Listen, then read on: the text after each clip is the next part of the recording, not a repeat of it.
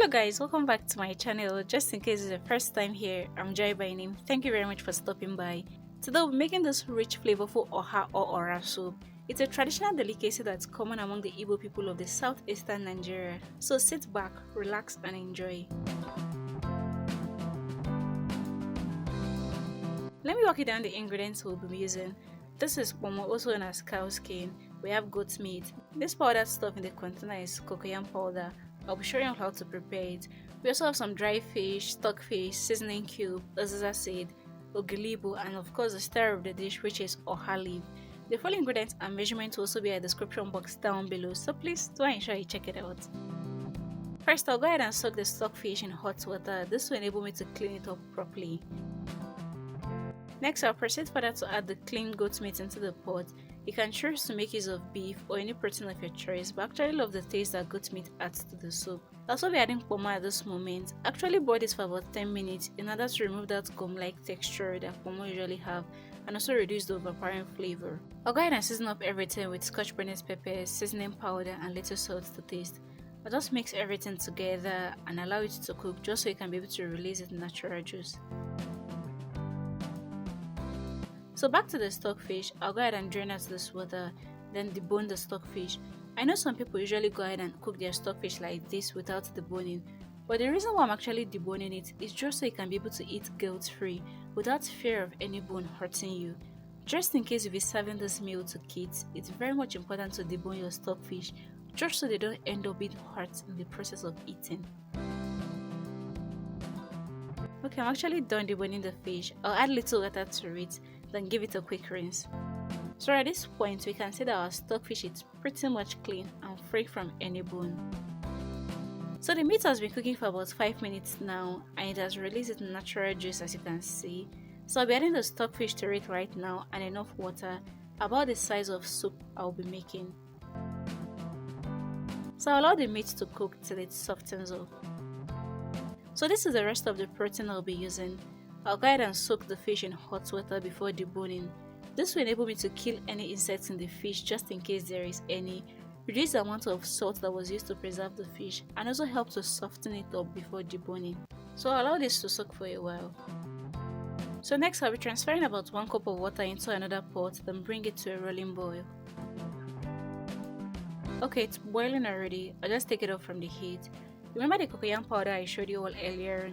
We're going to be preparing it now. So I'll be transferring the cocoyam powder into this water while turning consistently till it thickens up. You can also choose to make use of fresh cocoyam for this soup, but the powdered cocoyam helps to save the time of having to boil the cocoyam from start for a long period of time. Have them peel, pound or blend with a blender or fruit processor. You can actually use any one, either the fresh one or this powdered one. It's totally up to you. So our cocoyam powder has thickened up, as you can see, and it's looking like the fresh cocoyam that was just pounded. So go ahead and set this aside.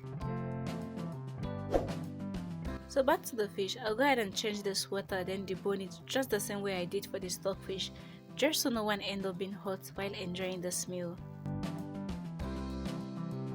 Alright, our fish is ready. I'll just go ahead and give it a quick rinse. So back to my pot, the meat has been cooking for about 35 minutes now and it is fully cooked. I'll be adding the deboned fish to it alongside with some grounded crayfish. So this stuff with me here is known as Ogiri. It's a local seasoning that helps to intensify the flavor of your soup. So I'll go ahead and mesh it with the back of the spoon. I'll also be adding pounded uziza seed and little Scotch bonnet pepper for heat to mix everything together. So I'll be adding palm oil now. The reason why I'm actually adding it now is to reduce the effect of it curdling on the tongue after eating. You can also choose to make use of palm fruit extract, that's banga extract, in place of palm oil. The both work perfectly well. So I'll allow everything to boil for about 3 minutes. So this is 3 minutes later. I'll go ahead and scoop in the cocoyam paste into the pot. This will help to thicken our soup. Although I know some people make use of achi powder, but cocoyam is most preferred. So allow everything to melt by itself without stirring. So for the veggies, this is uziza leaf. This adds lots of flavors to our soup and just little is actually enough for this recipe. For the OHA leaf, which is the star of the dish, I'll just go ahead and cut it. but it's traditionally believed that using knife to cut your OHA leaf end up injuring it and your soup will end up being bitter. So I'll show you all how to cut the OHA leaf. So after plugging it from the stem, you just go ahead and cut it with your fingers just the way I'm demonstrating in this video. OHA leaf is actually very light and you need not to use knife to cut it. So go ahead and repeat the same process for the remaining OHA. Okay, this is all done and our OHA leaf is looking all pretty. So back to my stovetop, all the cocoyam has melted as you can see, and this is looking really good. Just in case yours didn't melt properly, you can allow it to cook for some time, or you can simply use the back of your spoon and mash it up. So this is the consistency of the soup. If you want yours to be more runny, you can add little more water to it, but if you want yours to be a little bit more thick, you can allow it to cook for some time. So I'll be adding the uziza leaf right now, simply because they are quite strong, then I'll allow it to cook for about 2 minutes. So this is after 2 extra minutes. I'll be adding the OHA leaf to it, which is the star of the dish, then mix everything together to combine. You can choose to use more leaf or less leaf depending on how you like your soup to be. So allow this to cook for about 1 to 2 minutes. So at this moment, I'll go ahead and turn off the heat and allow the OHA leaf to cook with the residual heat. Remember, as I said earlier on, OHA leaf is very light and it doesn't take too long to cook in order to retain the nutrients and vibrant color. So that's it guys, our OHA or OHA soup is pretty much ready. You can choose to enjoy yours with any swallow of your choice, but I'll be using some of it to enjoy mine.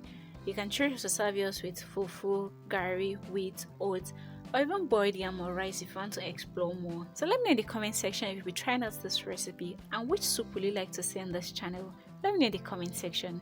This soup is actually 100 minus nothing. The goat meat that I used added a whole lot of flavors, and if you know OHA leaf is also packed with lots of flavors, so you definitely need to try out the soup.